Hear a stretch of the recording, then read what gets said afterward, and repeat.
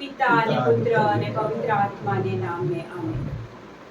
હે અમારા સર્વશક્તિમાન પરમેશ્વર પિતાજી, હે પ્રભુ ઈસુ ખ્રિસ્ત, હે પવિત્ર આત્મા, હે પવિત્ર ત્રૈય એક જ પરમેશ્વર, આ સમયે પ્રભુ અમે તમને સરેન્ડર કરીએ છીએ. પ્રભુ તમારી શરણે જઈએ છીએ. ત્યારે અમે તમારા વચનો સાંભળવાના છીએ, ત્યારે પવિત્ર આત્મા એ વચનો અમને સમજાવજો. પ્રભુ ઈસુ, અત્યારે આ જગ્યાને તમારા પવિત્ર લોહીમાં ઢાંકી દઉં છું. પવિત્ર આત્મા, અમારા મન અને હૃદયનો કબજો લેજો. આ સમય દરમિયાન પ્રભુ અમે તમારો અનુભવ કરી શકીએ, તમારો મહિમા આ ઘરમાં અમે જોઈ શકીએ. પ્રભુ, એ કૃપા અમારી પર ઉતારજો. ઈસુ, યોહાન 14:14 તમે કીધું છે, મારા નામમાં મારી પાસે માંગો અને હું તમને આપીશ. પ્રભુ ઈસુ, અત્યારે તમારા પવિત્ર નામમાં માંગીએ છીએ કે આ કુટુંબની એક કે એક વ્યક્તિ, અમે બધા જ પ્રભુ ઈસુ તમારો અનુભવ કરી શકીએ. Thank you lord. ઈશ્વર પિતા, પ્રભુ ઈસુ ખ્રિસ્તના પવિત્ર નામમાં આ સગળી પ્રાર્થના અમે તમને અર્પણ કરીએ છીએ. આમેન. એક સાદો સવાલ પૂછું છું દાદા તમને. એક ગુજરાતીમાં એક શબ્દ છે આશ્રય. આશ્રય આશ્રય એટલે શું? રહેઠાણ. આશ્રય એટલે રહેઠાણ, જગ્યા, રહેવાની જગ્યા. આપણે નથી કહેતા કે આ અમારો આશરો છે, આ અમારું રહેઠાણ છે, બરાબર?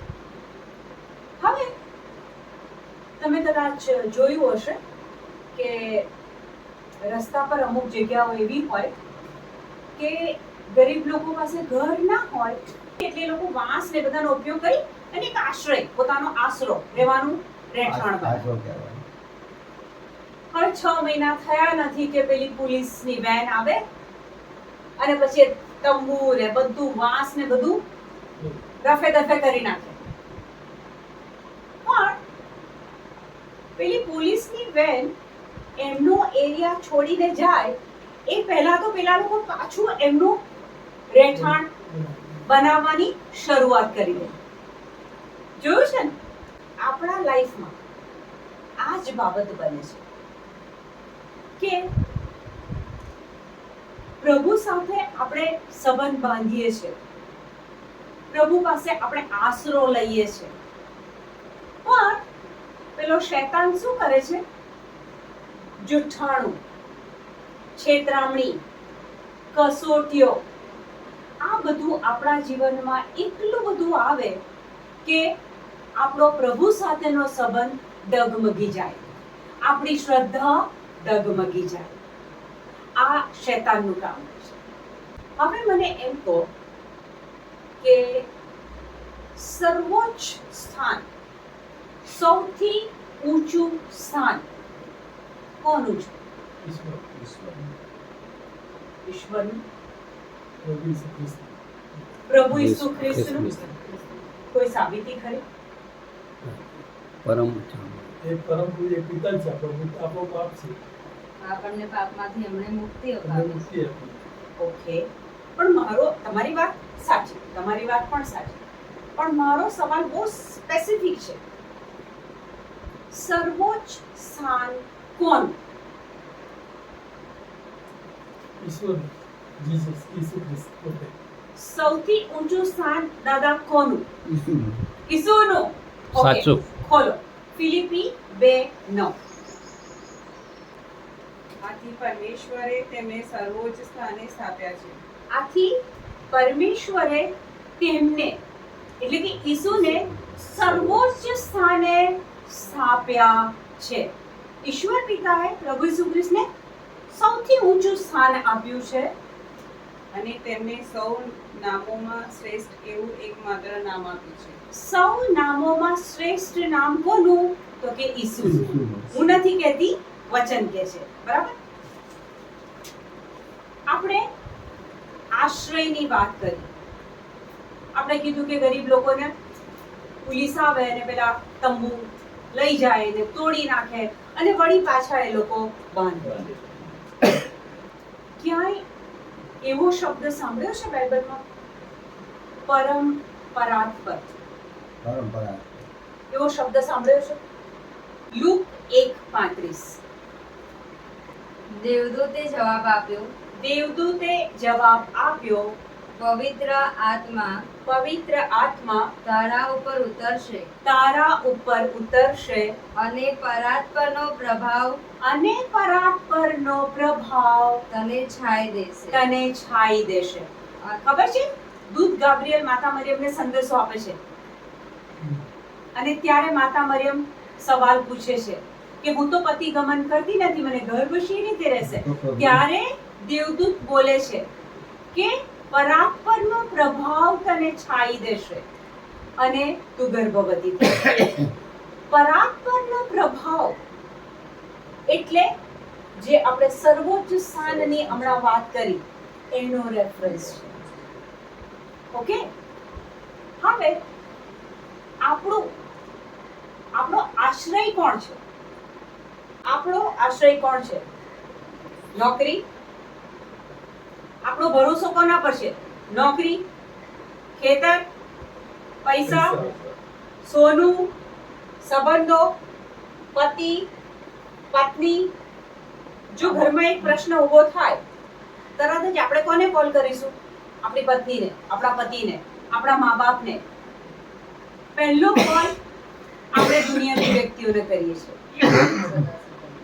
બરાબર છે? જો કોઈ ઘરમાં પ્રસંગ લેવાનો હોય, બર્થડે હોય કે લગ્ન હોય, તરત જ આપણે બેંકમાં જઈએ છીએ, લોકરમાંથી દાગીના કાઢીએ છીએ અને શું પહેરીશું એનો બંદોબસ્ત પહેલા કરી દઈએ છીએ. આપણો આશરો કોના પર છે? આપણો ભરોસો કોના પર છે? જો આપણે એ પરાત્પરનો પ્રભાવ, સર્વોચ્ચ સ્થાન જે ઈશ્વર પિતાએ ઈસુને આપ્યું છે, જો આપણો આશરો, આપણો ભરોસો જો એના પર હોય તો શું થાય ખબર છે? ખબર છે? બોલો. સ્તોત્ર સંહિતા 91. સ્તોત્ર સંહિતા 91:1. જેનો કેવળ રહ્યો છે આશ્રય પરમ જેનો પ્રભુની પાસે. જેનો કેવળ રહ્યો છે આશ્રય, પરમ આશરો, રહેઠાણ, ઠેકાણું, છુપાવાની જગ્યા. જેનો કેવળ રહ્યો છે આશ્રય પરમ પ્રભુજી પાસે. પરમ પ્રભુજી પાસ. કંઈ પણ બાબત, કંઈ પણ પ્રસંગ, કંઈ પણ દુઃખ, કોઈ પણ સમસ્યા, જો આપણો આશરો પ્રભુ છે, આગળ વાંચો. પરમ પરાત્પરની છાયામાં જે કરતો નિવાસ. પરમ પરાત્પરની છાયામાં જે કરતો નિવાસ. માતા મરિયમને દૂત ગાબ્રિએલે કીધું કે તું પતિગમન નથી કરતી, પણ તને પરમ પરાત્પરનો પ્રભાવ છાઈ વળશે.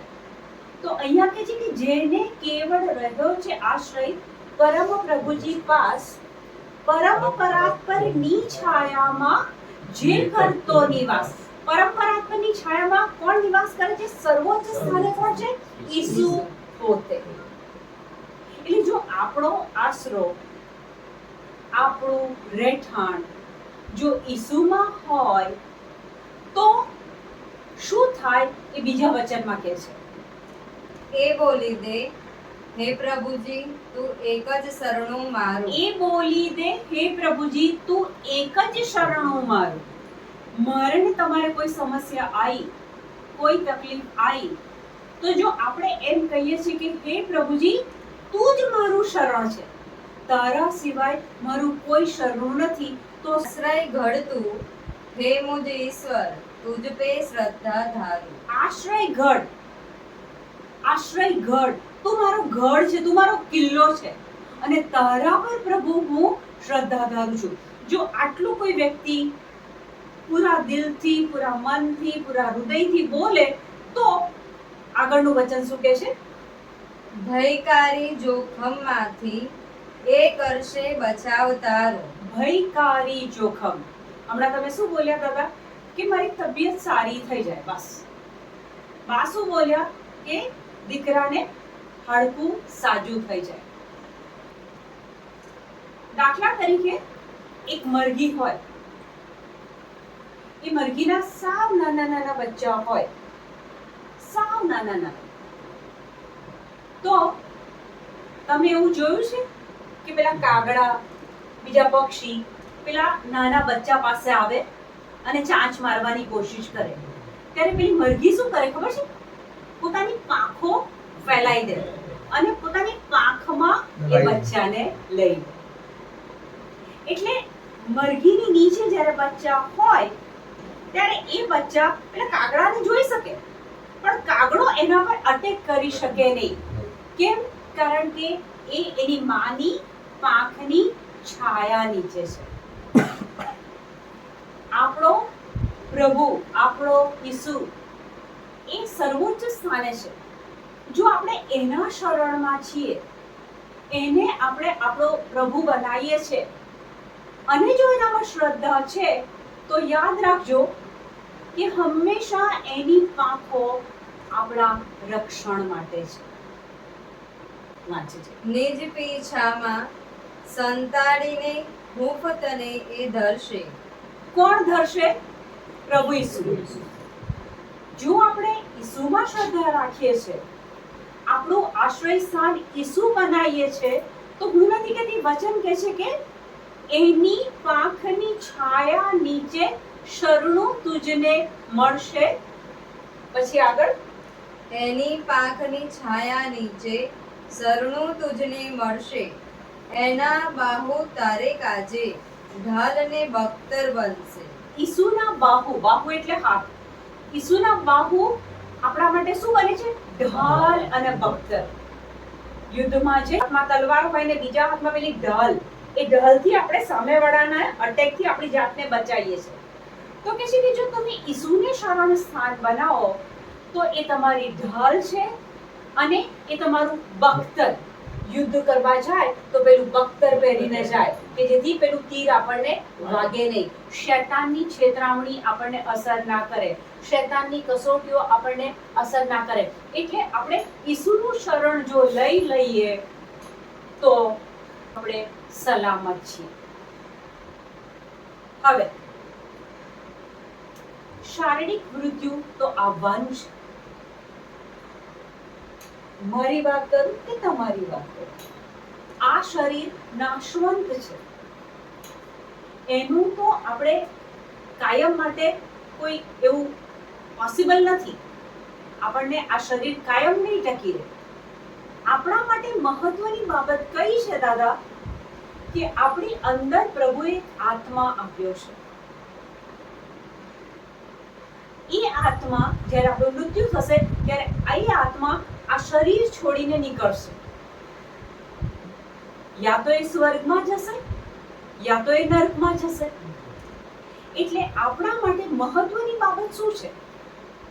શારીરિક જીવન 80 વર્ષ, 90 વર્ષ, 100 વર્ષ, પણ પછી તો આ શરીર માટીમાં જવાનું છે. પણ જો આ જીવન દરમિયાન આપણે એ પરાત્પરનો પ્રભુ, ઈશ્વરે જેને સર્વોચ્ચ સ્થાન આપ્યું છે ઈસુ, જો એની પાંખમાં આપણે રહીએ, એના શરણમાં આપણે રહીએ, તો દુનિયા પરની બાબતોમાં પણ એ આપણા પક્ષે લડે છે. અને આપણો આત્મા જ્યારે આ શરીર છોડીને જશે તો આપણો આત્મા કોની પાસે જશે? ઈસુ પાસે જશે. દાદા, મને એક સવાલનો જવાબ આપો કે તમે આખું બાઇબલ વાંચ્યું, બરાબર? તમને બધી પ્રાર્થના બી મોઢે આવડે છે, બરાબર? હવે મને એમ કહો કે તમે સ્વર્ગમાં જશો કે નરકમાં જશો? સ્વર્ગમાં. સ્વર્ગમાં જ. એવું તો શું કર્યું કે તમે સ્વર્ગમાં જશો? અને બાઇબલના અમુક વચનો અમે માનીએ જ છે. ભૂલ તો થાય છે જ, પણ પછી માફી પણ માંગી લઈએ છે. ઓકે. બરાબર. અને બને ત્યાં સુધી એ પાપ ના કરવાનો પ્રયત્ન કરીએ છીએ. આલ્બર્ટભાઈ અને દિવ્યાબેન, તમે લોકો સ્વર્ગમાં જશો કે નરકમાં? એવું તમે શું કર્યું કે જેના કારણે તમને સ્વર્ગમાં પ્રવેશ મળશે? એટલે કે ઈસુ ભગવાને એમના ઘરથી આપણને સાજાપણું મળ્યું છે અને આપણને આપણા બધા પાપો એમણે લઈ લીધા છે એમના માથે. પછી આપણે સ્વર્ગમાં જઈશું. એટલે પાપની માફી મળે એટલે સ્વર્ગમાં પ્રવેશ મળે? ઈસુ- આપણા પાપ માફ થઈ જાય એટલે આપણે સ્વર્ગમાં પ્રવેશ મળે? પાપ મુક્તિ મળી ગઈ, પાપમાંથી તમે મુક્ત થઈ ગયા. અને ઈસુ પર આપણને શ્રદ્ધા છે. ઈશ્વરની શ્રદ્ધા છે. ભાઈ હું એક જ ઈશ્વરમાં માનું. પ્રભુ અને ઈસુને. ઈસુએ કીધેલું છે કે તમે મારા વચનો પાળશો તો હું તમને એટલે જ્યારે બોલાવવામાં આવશે, અંત થશે ત્યારે તમને હું મારી પાસે બોલાવી લઈશ. તમારા વચનો પાડશો તો. પણ આપણે ક્યાં વચન પાડીએ? એમની આજ્ઞાઓમાં ખાલી એક જ આજ્ઞા હું તમને યાદ કરાવું, તારા પડોશીને તારી જાત જેટલો પ્રેમ કર. Yes. તો હવે આપણે એવું શું કર્યું છે કે આપણા માટે સ્વર્ગનો દરવાજો ખુલી જાય? કેમ કે એમણે કીધું એ પ્રમાણે આ શરીરનું કોઈ વેલ્યુ નથી, એ પ્રાણ નીકળશે અને ત્યારે બે જ દરવાજા છે, યા તો સ્વર્ગમાં એન્ટ્રી મળશે યા તો નરકમાં. તો આપણે એવું શું કરીએ કે જેના કારણે એ દરવાજો આપણા માટે સ્વર્ગનો દરવાજો ખુલે? આપણે શું કરીએ? ઓમ 10:9. જો તું તારા હોઠે એમ કબૂલ કરતો હોય કે જો તું તારા હોઠે એમ કબૂલ કરતો હોય કે ઈસુ પ્રભુ છે. દાદા સંભળાયું મારું વાક્ય? જો તું તારા હોઠે એમ કબૂલ કરતો હોય કે ઈસુ પ્રભુ છે ઈસુ પ્રભુ છે અને તારા અંતરથી એમ માનતો હોય અને કે તારા અંતરથી એમ માનતો હોય કે તેમને ઈશ્વરે મરેલામાંથી સજીવન કર્યા હતા, તેમને ઈશ્વરે મરેલામાંથી સજીવન કર્યા હતા તો તારો ઉદ્ધાર થશે. તો તારો ઉદ્ધાર થશે. આ વચન શું કહે છે? જો તું ઈસુને તારા પ્રભુ તરીકે સ્વીકારતો હોય, હૃદયથી માનતો હોય અને મુખે કબૂલતો હોય, ત્યારે એમને મૃત્યુમાંથી પાછા સજીવન કર્યા છે, તો તારો ઉદ્ધાર પાક્કો. ઉપવાસો નથી થયા, પ્રભુ કહે છે ચાલશે. લાંબી પ્રાર્થનાઓ નથી થઈ, પ્રભુ કહે છે મને કોઈ વાંધો નથી. પણ જો તું ઈસુમાં શ્રદ્ધા રાખે, તારા અંતરથી માને અને હોઠે કબૂલ કરે કે ઈસુ એ જ પ્રભુ છે અને ઈશ્વરે એમને મૃત્યુમાંથી પાછા સજીવન કર્યા છે, આ બોલવું જરૂરી છે. ફક્ત માનવું અને અંતરમાં રાખવું નહીં, મુખે બોલવાનું કે ઈસુ એ જ મારા પ્રભુ છે અને ઈશ્વરે એમને મૃત્યુમાંથી પાછા સજીવન કર્યા છે. એટલે હું નથી કહેતી, વચન કહે છે કે તારો ઉદ્ધાર પાક્કો. અને એફેસસ 2:8 કાઢો. એની કૃપાથી જ શ્રદ્ધાને કારણે તારો ઉદ્ધાર થયો છે. એની કૃપાથી તારી શ્રદ્ધાને કારણે તારો ઉદ્ધાર થયો છે. એટલે કે ઉદ્ધાર માટે, સ્વર્ગ માટે, મુક્તિ માટે, અનંત જીવન માટે મોટા કર્મો નથી કર્યા, ઉપવાસો નથી થયા. પ્રભુ કહે છે મને નથી જોઈતું આ બધું, પણ એની કૃપાથી અને તારી શ્રદ્ધાથી. એટલે કે એની કૃપામાં, એના બલિદાનમાં, ઈસુના લોહીમાં, ઈસુના ઘાની અંદર જો મારી શ્રદ્ધા હોય, ઉદ્ધાર પાક્કો આપણો.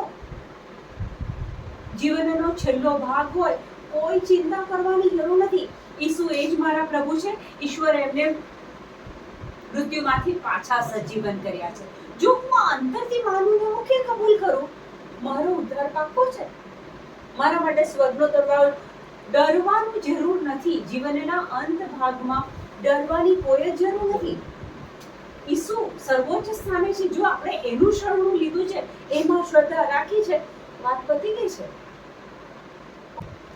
જો આપણું શરણ સ્થાન ઈસુ છે, તો ઈસુ એની પાંખમાં આપણને સાચવે છે. શરીર તો આજ્ઞે ને કાલ જતું રહેશે, પણ આપણો આત્મા એની પાંખમાં સચવાય છે. આપણો આત્મા એડે નહીં જાય, નર્કમાં નહીં જાય, પણ આપણું જો આશ્રય સ્થાન ઈસુ હશે, એના વચનો હશે, એનામાં શ્રદ્ધા હશે, તો આપણે કોઈ જોખમ, આપણે કોઈ ડર રાખવાની જરૂર નથી. ઓકે, હવે માનો કે જેમ બચ્ચા મરઘીની પાંખમાં જાય એ પ્રમાણે જો આપણે ઈસુના એ શરણ સ્થાનમાં જવું છે, એની પાંખ નીચે આપણે જવું છે, આપણે શું કરીએ કે જે પેલા બચ્ચા સુરક્ષિત થઈ જાય છે એમ આપણે બી ઈસુની પાંખમાં, પ્રભુની પાંખમાં સુરક્ષિત થઈ જાય. આપણે શું કરીએ કે આપણને એ શરણું મળે? પ્રાર્થના. ઓકે, વચનો ઉપર વિશ્વાસ. એ સિવાય ઉત્પત્તિ 3 માં પ્રભુ બોલે છે કે પ્રકાશ પ્રગટ્યો અને પ્રકાશ પ્રગટ્યો. એ વખતે આખી પૃથ્વી પર અંધારું હતું. પ્રભુને પ્રકાશ જોઈતો હતો ત્યારે પ્રભુ એવું બોલેલા કે અંધારું તું જતું રહે અને પ્રકાશ તું આય. ના, પ્રભુને પ્રકાશ જોઈતો હતો તો પ્રભુ સીધું શું બોલ્યા? પ્રકાશ પ્રગટ્યો અને પ્રકાશ પ્રગટ્યો પણ ખરો. એટલે કે મારે ને તમારે પૃથ્વી પર જો કોઈ બાબત જોઈતી હોય તો આ મોં ખોલવું પડે અને એ વચન બોલવું પડે. આ તમારી સામે જે ભાઈ બેઠા છે, એ તમારી સામે આ ભાઈ બેઠા છે, એ તમારી સામે આ બેન બેઠા છે, એ જીવનના એવા વમળોમાં એ ફસાયેલા. કોરોના થયું, આ બંનેને એવું લાગતું હતું કે આપણો અંત આવી ગયો છે. એ બહેનને પણ કોરોના થયું અને એની સાથે બીજા ઘણા કોમ્પ્લિકેશન્સ ઊભા થયા. પણ એ લોકોએ શરણ સ્થાન માત્ર ઈસુનું રાખેલું, માત્ર ઈસુમાં શ્રદ્ધા રાખેલી. કોઈ દોરા ધાગા બીજી કોઈ બાબતો એમણે કરી નથી. હવે એ લોકો કઈ બાબતને એ દિવસોમાં, બીમારીના દિવસોમાં, સંકટના દિવસોમાં, કસોટીના દિવસોમાં એમણે કઈ બાબતને ઊંચી રાખેલી ખબર છે? ઈસુના નામને એમણે ઊંચું રાખેલું.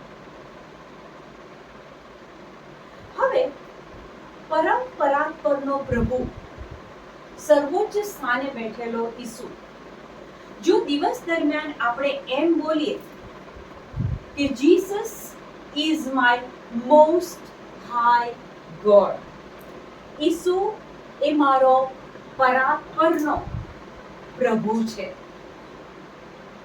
જો દિવસ દરમિયાન આપણે દાદા એમ બોલીએ કે ઈસુ એ મારો પરાત્પરનો સર્વોચ્ચ પ્રભુ છે, તો એ વખતે આપણે એની પાંખ નીચે આવી જઈએ છીએ, એના સંરક્ષણમાં આવી જઈએ છીએ. કેમ? એનું નામ ઊંચું કર્યું અને એનું નામ ઊંચું કરીને આપણે એની પાંખમાં આવી ગયા. એટલે જ્યારે આપણે આ વાક્ય બોલીએ કે Jesus is my most high God, ઈસુ એ મારો પરાત્પરનો પ્રભુ છે, ત્યારે કઈ કઈ બાબતો બને ખબર છે? એ તમારા પક્ષે યુદ્ધ લડે. આ ત્રણેયના જીવનમાં મોટું યુદ્ધ હતું. પેલામને તો ડોક્ટરે બી કહી દીધેલું કે બચવાની આશા નથી. યુદ્ધ હતું ત્યારે એ લોકોએ ઈસુનું નામ ઊંચું રાખ્યું, વચનોમાં શ્રદ્ધા રાખી, એટલે એ લોકોનું યુદ્ધ પ્રભુ લડી ગયા. ખોલો મહાપ્રસ્થાન 14:14. તમારે પક્ષે પ્રભુ લડશે, તમારે પક્ષે પ્રભુ લડશે, તમારે ફક્ત શાંત રહેવાનું છે. તમારે ફક્ત શાંત રહેવાનું છે. ફરીથી વાંચતું બેટા. તમારે પક્ષે પ્રભુ લડશે, તમારે પક્ષે પ્રભુ લડશે. તમારી ખાંસી છે, ડોક્ટરે રિપોર્ટ આપ્યો છે કે ફેફસામાં શું છે? પાણી છે. તો આ એક યુદ્ધ છે આપણું. અહીંયા વચન શું કહે છે કે તમારે પક્ષે પ્રભુ લડશે, તમારે શાંત રહેવાનું છે. હવે શાંત રહેવું એટલે શું? કિરણભાઈ, ઉપર છોડી દેવું. પ્રભુ પર છોડી દેવું. ગુસ્સે નહીં થવાનું, આમ દુઃખી નહીં થઈ જવાનું. ઓકે, ગુસ્સે નહીં થવાનું, દુઃખી નહીં થવાનું. વચન કહે છે તમારે પક્ષે પ્રભુ લડશે, તમારે શાંત રહેવાનું છે. તો શાંત રહેવાનું એટલે શું? પ્રાર્થના કરવાની. પ્રાર્થના કરવાની, વિશ્વાસ વિશ્વાસ રાખવાનો. જ્યારે બચ્ચા પેલી મરઘીની પાંખ નીચે હોય ત્યારે બચ્ચાની ચિંતા થાય? શાંતિમાં હોય, એને ખબર છે મારી માં મારું રક્ષણ કરશે. વચન કહે છે કે તમારા પક્ષે પ્રભુ લડશે, તમારો સર્જનહાર. જો પ્રભુની પાંખમાં તમે છો તો આપણે તો શાંત જ રહેવાનું છે, ચિંતા કરવાની નથી. પણ શાંત રહેવું એટલે કે પ્રભુના વચનોમાં વિશ્વાસ રાખવાનો, એ વચનો બોલવાના અને શાંતિમાં જીવવાનું. પગના હાડકાનો પ્રશ્ન થયો છે, આ ફેક્ટ, હકીકત છે. પણ સત્ય શું છે કે ઈસુના ઘાથી તમને સાજાપણું મળી ગયું છે. 1 Peter 2:24 વચન કહે છે કે ઈસુના ઘાથી તમને સાજાપણું મળી ગયું છે. આ યુદ્ધ તમારું પ્રભુ લડી રહ્યા છે. તમારે દિવસ રાત એ વચન બોલવાનું કે ઈસુના ઘાથી મારું હાડકું સાજું થઈ ગયું છે, ઈસુના ઘાથી મને સાજાપણું મળી ગયું છે, હું ઓફિસમાં જતો થઈ ગયો છું, મારો પગ હવે બરાબર ચાલતો થઈ ગયો છે. તમારે આ વચનોમાં શાંત રહેવાનું છે. યુદ્ધ તો પ્રભુ લડે છે. આ ત્રણેય જણની જિંદગી જોખમમાં હતી. એમનું યુદ્ધ પ્રભુ લડ્યા છે, પણ એ લોકોએ પ્રભુમાં શ્રદ્ધા રાખી, વચનોમાં શ્રદ્ધા રાખી, અને આજે તમે જોઈ શકો છો કે એ લોકો કેટલા તંદુરસ્ત છે. તો હવે તમારે દિવસ રાત શું બોલવાનું ખબર છે? ઈસુ, બોલો. ઈસુ, તમે તમે મારા મારા પરાત્પરના પ્રભુ છો. પરાત્પરના પ્રભુ છો. ઈસુના ઘાથી હું સાજો થઈ ગયો છું. ઈસુના હાથથી હું જાજો થઈ ગયો છું. યશાયા 53:5 પણ તે તો આપણે કરેલા અપરાધો માટે વિંધાયો હતો તે તો આપણા કરેલા અપરાધો માટે વિંધાયો હતો, અને આપણા દોષો માટે રીવાયો હતો. આપણા દોષો માટે રીબાયો હતો. એણે ભોગવેલી સજાને કારણે એણે ભોગવેલી સજા, એણે ભોગવેલી સજા. સજા કોઈ જેવી તેવી નહોતી. એ નિષ્પાપ હતો. એણે કોઈ પાપ નહોતું કર્યું. એણે લોકોને સાજા કર્યા, એણે લોકોને મરણમાંથી બેઠા કર્યા.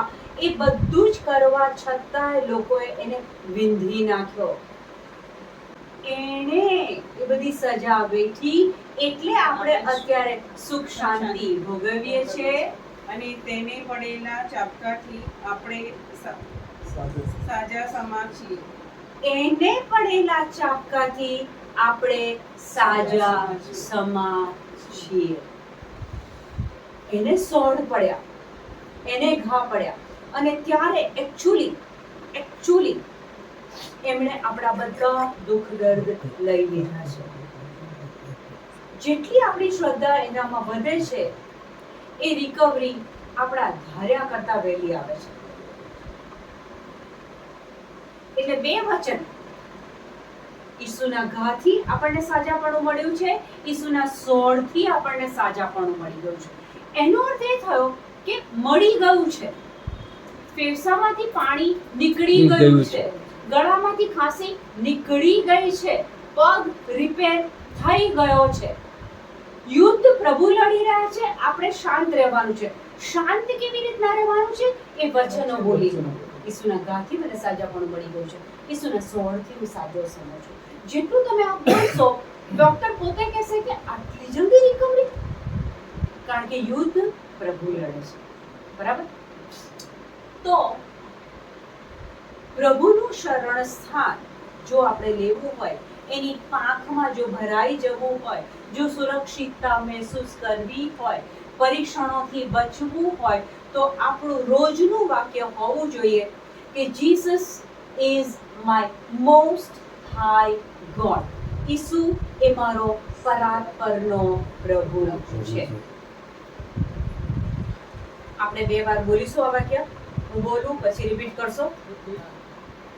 ઈસુ ઈસુ તમે મારા તમે મારા પરાત્પરના પ્રભુ છો. પરાત્પરના પ્રભુ છો. ઈસુ ઈસુ તમે મારું શરણું છો. તમે મારું શરણું છો. ઈસુ ઈસુ તમે મારું રહેઠાણ છો. તમે મારું રહેઠાણ છો. ઈસુ ઈસુ તમે સાચા તમે સાચા અને વિશ્વાસુ પ્રભુ છો. વિશ્વાસુ પ્રભુ છો. ઈસુ ઈસુ હું તમારામાં શ્રદ્ધા રાખું છું. હું તમારામાં શ્રદ્ધા રાખું છું. ઈસુ ઈસુ તમે મારા પ્રભુ છો. તમે મારા પ્રભુ છો. અને પરમેશ્વરે અને પરમેશ્વરે તમને મૃત્યુમાંથી પાછા સજીવન કર્યા છે. મૃત્યુમાંથી પાછા સજીવન કર્યા છે.